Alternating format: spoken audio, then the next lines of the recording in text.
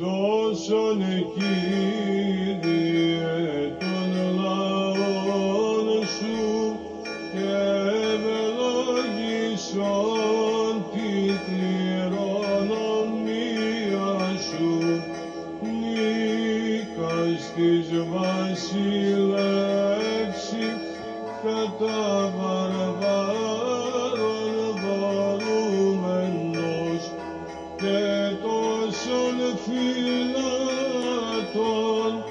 δια του σταυρού σου